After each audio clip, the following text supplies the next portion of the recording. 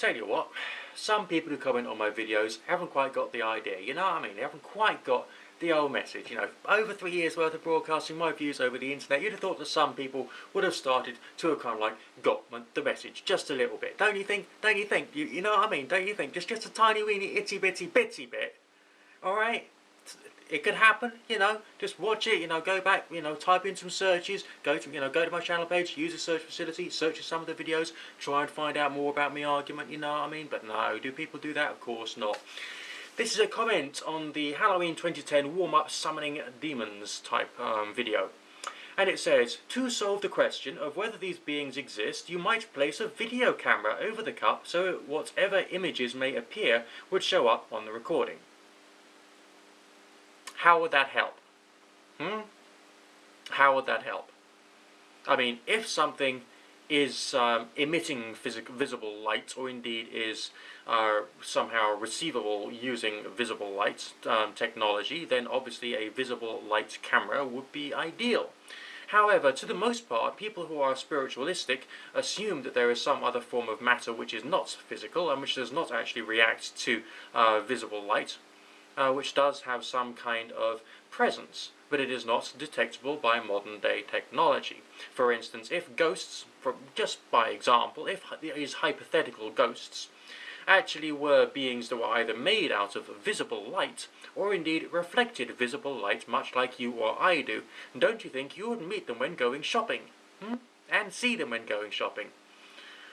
Say there's a terrible queue at Tesco's because there's all these dead people in front of me, and oh, all trying to buy things, you know, with money they didn't have. You know, it was terrible, terrible. I had to call the manager. The comment goes on. If they are hallucinations, they won't show up in a recording. You don't say. Only the water in the cup will be seen by others. Now, wait a second. The purposes of using this particular form of technology, namely a dark mirror, or in this case a matte black vessel filled with water, which you then gaze into from above using candlelight to reflect the reflection of your own face into the water, is to create a hallucination. Alright, actually to create a hallucination around the persistence of vision that you get when you're staring at an object which is emitting light, okay, or in this case radiating light, or in this case bouncing back reflected light from your own face. Okay, so you see your face, you get the persistence of vision effect. It gets all blurry and milky because that's what happens with persistence of vision. Because you're doing meditation, the image kind of like changes. And sometimes it can become a sharp, stark, weird thing. But yes, it is a hallucination. But a hallucination of what? The hypothesis would be that there is something either inside the practitioner or outside the practitioner which has some kind of effect upon the mind of the practitioner, making them see something which is of the essence, of the energy, of the personality and hypothetical appearance of whatever that thing happens to be. Something, a reflection, so to speak, of the nature of that hypothetical thing which does not exist physically, and therefore cannot radiate light, it cannot emit light, it cannot bounce or reflect light off its own surface. So essentially the camera, if it is placed there, would only be seeing the water and the reflection of the face of the practitioner if it was at the right variety of angle so to do. Okay? Have I got that nice and clear with you? Possibly?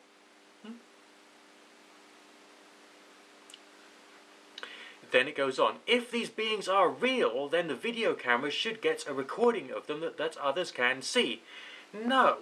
If these beings are real but non-physical, then you can't use a physical piece of apparatus to actually see them. Now there is again another hypothesis that when these things are about, there is some other form of disturbance in the air, maybe electromagnetic or something similar, or something in the ultraviolet or infrared, which might have some kind of influence on the camera itself. So, but of course we don't know. Just sometimes there are visual anomalies which occur, but whether these are directly connected to spiritual phenomena, we can't actually say. Alright, all we can say is there are certain forms of visual or light-orientated phenomena. Full stop. it is rather coincidental that they tend to occur under circumstances which are somehow to do with like the haunting experience or the seance experience, or at the peak of seance, or at the peak of chanting, and so on and so forth. But the fact of the matter is, the direct connection is still a bit of a mystery, if there is one at all. Okay? Then it goes on. This would solve the mystery of whether such beings exist, unless of course these beings can't be recorded by video. Okay, the first part of that sentence, no, it won't solve it. Okay, the only thing it would do is to demonstrate that you can film something. That's all it would demonstrate. And if there's something anomalous, the only thing that you'll be able to say is there is something anomalous. Alright, that's it. You would not be able to say that whatever it is which appears or is anomalous is in any way necessarily connected to anything else apart from the fact that it is anomalous. Now, the final part is where the light is beginning to dawn. Alright? Unless, of course, these beings can't be recorded by video. Now, it seems strange that the phrase there would be "unless, of course," as if whenever you're taking your camera about and going for a walk around town and taking photographs left, right, and centre, there's like thousands of dead people walking past your camera going,